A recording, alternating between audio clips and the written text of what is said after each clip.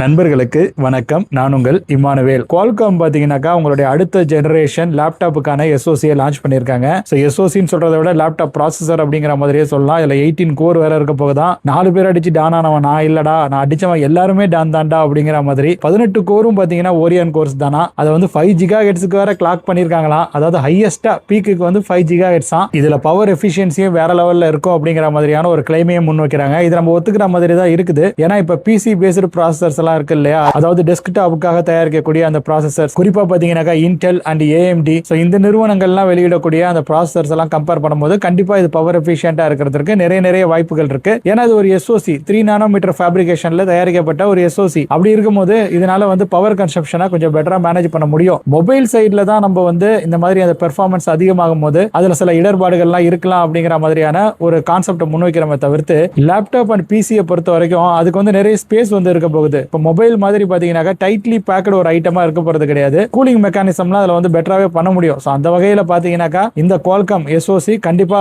ஒரு பெட்டரான எஸ்ஓசி மாதிரி தான் எனக்கு வந்து ஃபீல் ஆகுது. போன வாட்டி ஹையஸ்ட் பெர்ஃபார்மன்ஸ் கொடுக்கக்கூடிய ஒரு எஸ்ஓசியா அந்த எக்ஸிலேட் லான்ச் பண்ணிருந்தாங்க. இந்த வாட்டி அந்த எலைட் சீரிஸ்லயே பாத்தீங்கன்னாக்கா 2 வேரியன்ட் லான்ச் பண்ணிருக்காங்க. ஒன்னு வந்து X2 எலைட், இன்னொன்னு வந்து X2 எலைட் எக்ஸ்ட்ரீம். மொபைல் போன்ஸ்ல தான் ப்ரோ மேக்ஸ் அல்ட்ரா அப்படிங்கிற மாதிரியான பேர் வச்சுட்டு சுத்திட்டு இருந்தாங்க. இப்போ அதுக்கெல்லாம் மேல இவன் எஸ்ஓசிக்கே பாத்தீங்கன்னாக்கா எக்ஸ்ட்ரீம் அப்படிங்கிற மாதிரி எக்ஸ்ட்ராவா ஒரு பேரை சொறி விட்டுருக்கான். அதாவது X2 எலைட்டா, அது இல்லாம X2 எலைட் எக்ஸ்ட்ரீமா. அந்த X2 எலைட் எக்ஸ்ட்ரீம் வந்து M4 தூக்கி அடிக்கும் அப்படிங்கிற மாதிரியான ஒரு கிளைமை அவங்க வந்து முன்வைக்கிறாங்க. அப்கோர்ஸ் அதுவும் ஒரு எஸ்ஓசி டைப்ல ஃபேப்ரிகேட் செய்யப்பட்ட ப்ராசஸர் தான். பட் அதே மாதிரியான ப்ராசஸர் தானே இதுவும். இது மட்டும் ஒன்னும் டிஃபரெண்டான ஒரு ஆள்லாம் கிடையாதுல. அவன் என்ன பண்றானோ அதே தான் இவனும் பண்றான். இவனும் பாத்தீங்கன்னாக்கா கிட்டத்தட்ட இன்டெல் அண்ட் ரைசன் சீரிஸ் ப்ராசஸர்லாம் இருக்கு இல்லையா, ஏஎம்டி நிறுவனம், இதற்கெல்லாம் போட்டியா தான் இந்த எஸ்ஓசி வந்து லான்ச் ஆக போகுது. டைரக்டா அதோட ஹை எண்ட் பெர்ஃபார்மன்ஸ் கொண்ட ப்ராசஸரை இது வந்து கம்பீட் பண்ணுமான்னு கேட்டீங்கன்னாக்கா அது வந்து கொஸ்டின் மார்க். அவங்களும் அவங்க பங்குக்கு பாத்தீங்கன்னாக்கா இன்னும் பெர்ஃபார்மன்ஸை இன்க்ரீஸ் பண்ணி கொடுத்துட்டு தான் இருக்க போறாங்க. But power consumption wise, thermal management wise இது நமக்கு ஒரு பெட்டரான ஒரு விஷயமா ஃபீல் ஆகலாம். அண்ட் காம்பாக்டான லேப்டாப் வர்றதுக்கு இது ஒரு ஆப்பர்ச்சுனிட்டியா நம்ம வந்து எடுத்துக்கணும். கூலிங் மெக்கானிசம் மாதிரியான விஷயங்கள்ல அவங்க கான்சென்ட்ரேட் பண்ணக்கூடிய அந்த ஏரியாவும் பாத்தீங்கன்னாக்கா கம்மியா தான் இருக்கும். இப்படி எல்லாம் யோசிக்கும் போது இது வந்து ஒரு காம்பாக்டான பிசிஸ் அதிகமா வெளிவரதுக்கான வழிவகையை ஏற்படுத்தி கொடுக்கும் அப்படிங்கிற மாதிரி சொல்லலாம். இனிமே நம்ம வந்து வெயிட்லெஸ்ஸான லேப்டாப்ஸை நிறைய எதிர்பார்க்கலாம் அப்படிங்கிறது தான் என்னுடைய ஒப்பீனியன். இந்த வீடியோட ஸ்டார்டிங்லேயே சொல்லிட்டேன், 3 நானோமீட்டர் ஃபேப்ரிகேஷன்ல தயாரிக்கப்பட்ட ஒரு எஸ்ஓசி தான் அது. அதாவது X2 எலைட்டா இருக்கட்டும், இல்ல குவால்காம் ஸ்னாப்டிராகன் X2 எலைட் எக்ஸ்ட்ரீமா இருக்கட்டும், ரெண்டுமே பாத்தீங்கன்னாக்கா 3 நானோமீட்டர் ஃபேப்ரிகேஷன்ல தான் வந்து தயாரிச்சிருக்காங்க. 3rd ஜெனரேஷன் ஓரியான் ஆர்கிடெக்சர்ல உருவாக்கப்பட்ட அந்த கோர்ஸ் தான் 18 கோர்ஸை எடுத்து இந்த எஸ்ஓசில அவங்க வந்து யூஸ் பண்ண போறாங்க. நான் ஏற்கனவே சொன்ன மாதிரி என்னுடைய மேக்ஸிமம் கிளாக் ரேட்டிங்கிறது ஆல்மோஸ்ட் பாத்தீங்கன்னாக்கா 5 GHz அப்படிங்கிற அந்த அளவுல வந்து இருக்கலாம். அதற்கு மேல போகுமான்னு தெரியல. அதற்கு மேல போக அவங்க விரும்புவாங்களானே எனக்கு வந்து தெரியல. ஆனா வந்து கம்ப்யூட்டர் சைடுல எல்லாம் பாத்தீங்கன்னாக்கா, அதாவது இப்ப இந்த ஏஎம்டி அண்ட் இன்டெல் சைடுல எல்லாம் பாத்தீங்கன்னாக்கா கிளாக் ரேட் வந்து இன்க்ரீஸ் பண்ணிட்டு போயிட்டே இருக்காங்க. பட் அது வேற மாதிரியான ஒரு டெக்னாலஜி, இது வேற மாதிரியான ஒரு டெக்னாலஜி. ரெண்டுத்தையும் பாத்தீங்கன்னாக்கா நம்ம டைரக்டா கம்பேர் பண்ண முடியாது. இது முடிஞ்ச வரைக்கும் அந்த ப்ராசஸர்ஸ் எந்தெந்த வகையில ஓவர்டேக் பண்ணுது அப்படிங்கறத நம்ம பார்க்கணும். இப்பயே பாத்தீங்கன்னாக்கா இதோட ஜிபியு என்விடியாவோட ஒரு ஜிபியுவை ஓவர்டேக் பண்ணுது அப்படிங்கிற மாதிரி அவங்க வந்து சொல்றாங்க. அதுவும் பாத்தீங்கன்னாக்கா அட்வான்ஸ்ட் லெவல்ல இருக்கக்கூடிய என்விடியா ஜிபியுவே இதுல இருக்கக்கூடிய அந்த ஜிபியு வந்து ஓவர்டேக் பண்ணி போயிட்டு இருக்கு பெஞ்ச்மார்க் வைஸ் அப்படிங்கிற மாதிரி சில கிளைம்ஸ்லாம் அவங்க வந்து முன்வைக்கிறாங்க. மேபி அது நம்ம கையில கிடைச்சதுனாக்கா அது எந்த அளவுக்கு பெட்டரா பெர்ஃபார்ம் பண்ணுதுங்கிறத நம்ம செக் பண்ணி பார்க்கலாம். இதற்கு சப்போர்ட்டான ஆப்ஸ்ங்கிறதே ஒரு பெரிய தலைவலியா இருக்கும். ஏன்னா இப்ப குவால்காம் வந்து அவங்க எஸ்ஓசியை லான்ச் பண்ணிட்டாங்க. அதை யூஸ் பண்ணி நிறைய கம்பெனிஸ் வந்து லேப்டாப்ஸ் லான்ச் பண்ண ஆரம்பிச்சிட்டாங்க. விண்டோஸ் பிசி வந்து நிறையவே கையில வந்து கிடைக்குது. லாஸ்ட் இயரே எக்ஸிலைட் யூஸ் பண்ண நிறைய லேப்டாப்ஸ் நம்மளால பார்க்க முடிந்தது. பட் அந்த லேப்டாப் வாங்கி நம்ம பயன்படுத்துறோம் அப்படிங்கும் போது இப்போ போட்டோஷாப் மாதிரியான ஆப்புக்கு இல்ல வீடியோ எடிட்டிங் ஆப்புக்கு எந்த அளவுக்கு சப்போர்ட்டா இருக்கு அப்படிங்கறதே நம்ம வந்து பார்க்க வேண்டியதா இருக்குது. ஏன்னா இந்த எஸ்ஓசிக்கு தகுந்த மாதிரி அவங்களுடைய அந்த ஆப் அனைத்தையுமே அவங்க வந்து ஆப்டிமைஸ் பண்ண வேண்டியது இருக்குது. அதற்கு தகுந்த மாதிரி அது வந்து செயல்படணும். இதனுடைய அந்த எஃபிஷியன்சியும் சரி, அதே மாதிரி இதனுடைய பெர்ஃபார்மன்ஸையும் சரி, அதை வந்து முழுசா வந்து யூட்டிலைஸ் பண்ற வகையில ஒரு ஆப் வந்து இருக்கணும். அதற்கான அந்த சப்போர்ட்லாம் இருக்கான்னு கேட்டீங்கன்னாக்கா அதெல்லாம் சப்ஜெக்டிவான விஷயம் தான். இப்பதான் இது வந்து ஒரு கட்டத்தை எடுத்து வச்சிருக்கு, மொதப்படி எடுத்து வச்சிருக்கு. இனிமே வரக்கூடிய நாட்கள்ல தான் பாத்தீங்கன்னா இதற்கான சப்போர்ட்ங்கிறது அதிகமா வரும். இந்த மாதிரியான அந்த லேப்டாப்ஸ் இருக்கு இல்லையா, இது அதிகமா விற்பனை ஆனிச்சுனாக்கா இதற்காக மெனக்கெட்டு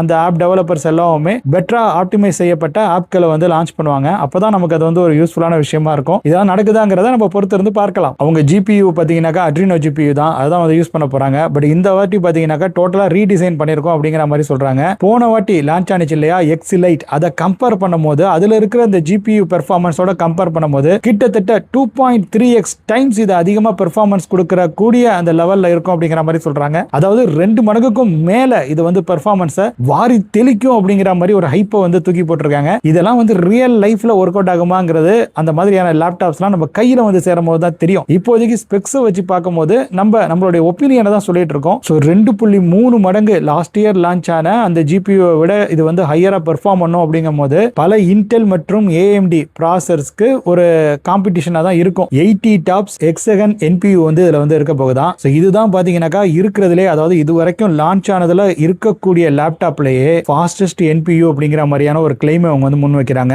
ஆன் டிவைஸ் ஏஐ மாதிரியான விஷயங்களுக்கு இந்த எஸ்ஓசி, அதாவது குவால்காம் ஸ்னாப்டிராகன் X2 Elite, அது மட்டும் இல்லாது X2 Elite Extreme, இந்த ரெண்டு எஸ்ஓசியுமே ஆன் டிவைஸ் ப்ராசஸிங்க்கு, ஏஐ ப்ராசஸிங்க்கு பயங்கரமா ஹெல்ப்ஃபுல்லா இருக்கும் அப்படிங்கிற மாதிரி அவங்க நிறைய விஷயங்களை முன்வைக்கிறாங்க. யூனிஃபைடு மெமரி ஆர்கிடெக்சர்ல மெமரி இன் பேக்கேஜ் டிசைன் அப்படிங்கிற மாதிரியான ஒரு விஷயத்தையும் அவங்க வந்து சொல்றாங்க. அதாவது ஆல்மோஸ்ட் பாத்தீங்கன்னா இன்பில்டாவே 48 GB RAM வந்து இருக்கும் அப்படிங்கிற மாதிரியான ஒரு கிளைமையும் அவங்க வந்து சொல்றாங்க.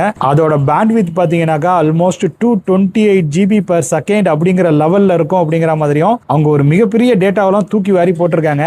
இத்தனோண்டு எஸ்ஓசில இவ்வளவு பெரிய விஷயங்களா அப்படிங்கிற மாதிரி நம்மளையே மெய்சிலிருக்க வைக்குது இவங்க சொல்லக்கூடிய விஷயங்கள்லாம். இப்ப நான் சொல்லியிருந்தேன் இல்லையா, இப்ப இந்த 48 GB ஆஃப் எம்பெடட் RAM இது வந்து X2 Elite Extremeல தான் இருக்க போகுது. இந்த மேட்டர்ல X2 Elite பத்தி அவங்க எந்த விஷயத்தையும் சொல்லல. X2 Elite Extreme அதுக்கு தான் பாத்தீங்கன்னாக்கா கிட்டத்தட்ட 48 GB ஆஃப் RAM வந்து எம்பெடடா இருக்க போகுது. Geekbench 6.5 யூஸ் பண்ணி இதனுடைய அந்த மல்டி கோர் பெர்ஃபார்மன்ஸ்ல வெளியாகி இருக்கக்கூடிய அந்த ஸ்கோர் வந்து ரிவீல் ஆயிருக்குது. 23,000 தாண்டி இதோட ஸ்கோர் வந்து இருக்கு. இது ரொம்ப ஹைலைட்டா அவங்க வந்து மென்ஷன் பண்றாங்க. 23,491 இது வந்து ஆப்பிள் M4 விட அதிகம் அப்படிங்கிற மாதிரி அவங்க வந்து சொல்றாங்க. அது மட்டும் இல்லாம பல AMD மற்றும் அதாவது ரைசன் ப்ராசஸர் இருக்குல்ல, ரைசன் AI ப்ராசஸர், அதை விட இதெல்லாம் அதிகம் அப்படிங்கிற மாதிரி தான் ஒரு கிளைம் அவங்க முன்வைக்கிறாங்க. இன்டெல் கோர் அல்ட்ராவையும் இது தூக்கி அடிச்சிரும் அப்படிங்கிற மாதிரி தான் அவங்க வந்து சொல்றாங்க. அதுக்கெல்லாம் நிறைய வாய்ப்பு இருக்குது. இன்டெலே பாத்தீங்கன்னாக்கா இப்ப செத்து போற நிலைமையில தான் சுத்திட்டு இருக்குது. அவன் வந்து ஃபண்டிங் பண்ணிட்டு இருக்கான். கவர்மெண்டே கொஞ்ச நாளைக்கு முன்னாடி, அதாவது அமெரிக்கன் கவர்மெண்ட்டே கொஞ்சம் நாளைக்கு முன்னாடி அவங்களுக்கு கொஞ்சம் ஹெல்ப்லாம் பண்ணிச்சு. இப்போ NVIDIA பார்த்தீங்கன்னாக்கா கொஞ்சம் ஹெல்ப்லாம் பண்ணிட்டு இருக்கான். ஃபியூச்சரில் இந்த இன்டெல் வந்து புத்துயிர் பெற்று எழுமாங்கிறதையும் நம்ம வெயிட் பண்ணி தான் பார்க்கணும். என்னுடைய ஜென்யூன் ஒப்பீனியன் என்னன்னாக்கா, இவங்க சொல்ற மற்ற ஸ்பெக்ஸ் எல்லாம் ஓகே, பட் 80 டாப்ஸ் என்பியூ இருக்குன்னு அவங்க சொல்லியிருக்காங்க இல்லையா, அது கண்டிப்பா மற்ற எல்லா ப்ராசஸரையும் ஓவர்டேக் பண்றதுக்கான வாய்ப்புகள் என்பது ரொம்ப அதிகமாக இருக்குது. குறிப்பாக இந்த டெஸ்க்டாப் ப்ராசஸர் இருக்கு இல்லையா, அந்த AMD இன்டெல், இதெல்லாம் வந்து இது வந்து என்பியூ லெவலில் ஓவர்டேக் பண்றதுக்கான வாய்ப்பு ரொம்ப கூடுதலாக இருக்கு அப்படிங்கிறது தான் என்னுடைய ஒப்பீனியன். ஸோ அந்த வகையில் பார்க்கும்போது ஆன் டிவைஸ் ஏஐ கேப்பபிலிட்டிஸ்ங்கிறது இதில் கொஞ்சம் அதிகமாகவே இருக்கும். பட் அதை எப்படி எஃபெக்டிவாக யூஸ் பண்ணியிருக்காங்கன்னு இருக்கு. இதெல்லாம் வந்து ஸ்பெக்ஸ் வைஸ் நம்ம வந்து பார்க்கிறது. பட் அதை யூஸ் பண்றதுக்கு சாஃப்ட்வேர்ல அவங்க ஏதாவது உருப்படியாக பண்ணியிருக்கணும் இல்லையா, அதெல்லாம் பண்ணுவாங்களாங்கிறது உண்மையிலேயே அந்த லேப்டாப் லான்ச் ஆகி அதுக்கான சப்போர்ட்லாம் ப்ராப்பராக கிடைச்ச பிறகுதான் நமக்கே வந்து தெரிய வரும். ஸோ அதுக்காக நீங்கள் வந்து காத்துருங்க. இப்போதைக்கு பார்த்தீங்கன்னாக்கா இதோட பெர்ஃபார்மன்ஸை பார்த்துட்டு உடனே ஹை ப்ரைஸில் இதை பிடிச்சி வாங்கணும் அப்படிங்கிற மாதிரி யோசிக்காதீங்க.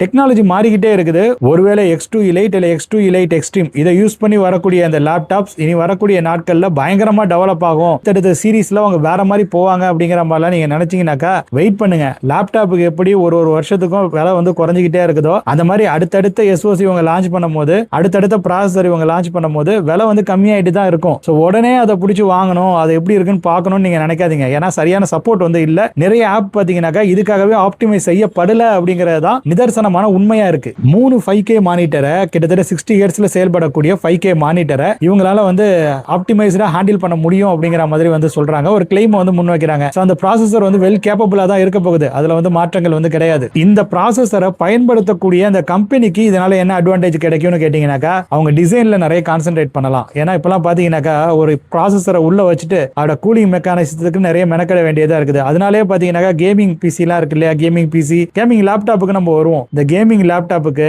அவங்க எக்ஸ்டர்னல் ஜிபியும் வைக்க வேண்டியது இருக்குது. அது மட்டும் இல்லாம பாத்தீங்கன்னாக்கா அதுக்காகவே அவங்க நிறைய கூலிங் மெக்கானிசத்துக்குலாம் எஃபோர்ட் போட வேண்டியது இருக்குது. அதனுடைய சைஸ் வந்து இன்க்ரீஸ் ஆகிட்டே போயிட்டு இருக்குது. அப்படி இருக்கும்போது இந்த மாதிரியான ஒரு ப்ராசஸர் வருது அப்படிங்கும் போது அதை யூஸ் பண்ணி அவங்க வந்து டிசைன்ல இன்னும் அதிகமா கான்சென்ட்ரேட் பண்ணி வெயிட்லெஸ்ஸாகவும் டிசைன்லயும் நிறைய ரக்கட் லெவல்ல புரட்சிகள்லாம் செய்யறதுக்கான வாய்ப்புகள் இருக்கும். ஆப்ஷன் கிடைக்கும்னு சொல்லலாம். அதாவது பாத்தீங்கன்னா இப்ப அவங்களால வேற வழி இல்லாம ஒரு லேப்டாப் இப்படிதான் கொடுக்கணும் அப்படிங்கிற மாதிரியான நிலைக்கு வந்து தள்ளப்பட்டிருக்காங்க. பட் இந்த மாதிரியான ஒரு எஸ்ஓசி மாதிரியான விஷயங்கள்லாம் வரும்பொழுது அவங்களுக்கு அதுல ஒரு ஃப்ரீடம் கிடைக்குது அப்படிங்கிற மாதிரி தான் நான் வந்து நினைக்கிறேன். அந்த ஓவரால் டிசைனை எப்படி வந்து கொண்டுட்டு வரலாம், அந்த லேப்டாப் எப்படி இருக்கலாம், அதை இன்னும் சின்னதாக்கலாமா, இன்னும் வெயிட்லெஸ்ஸா அதை கொண்டுட்டு வரலாமா, அண்ட் அதுலயே என்னென்ன மாதிரியான வித்தியாசமான வேலைகள்லாம் பண்ணலாம் அப்படிங்கறதுல அவங்களால கான்சென்ட்ரேட் பண்ண முடியும். அதுக்கு ஒரு ஆப்பர்ச்சுனிட்டியை அது வந்து உருவாக்கி கொடுக்குது. பட் அவங்க இதை பண்ணுவாங்களாங்கிறத அதையும் நம்ம வெயிட் பண்ணி தான் பார்க்கணும். ஸோ ஆக மொத்தத்தில் பார்த்தீங்கன்னாக்கா snap dragon X2 Elite and X2 Elite Extreme இது வந்து கண்டிப்பா ஒரு புரட்சி மாதிரி தான் எனக்கு வந்து ஃபீல் ஆகுது. X Elite வரும்போது இதே புரட்சியை தான் நிறைய பேர் வந்து சொல்லிட்டு இருந்தாங்க.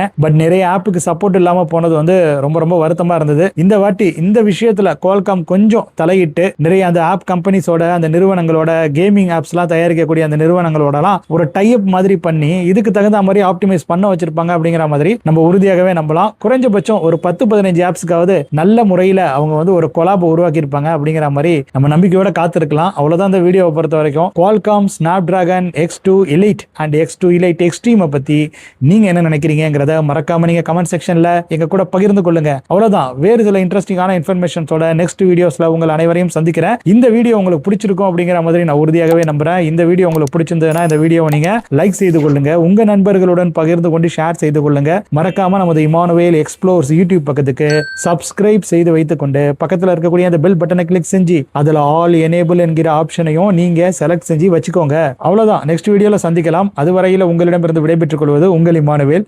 நன்றி, வணக்கம்.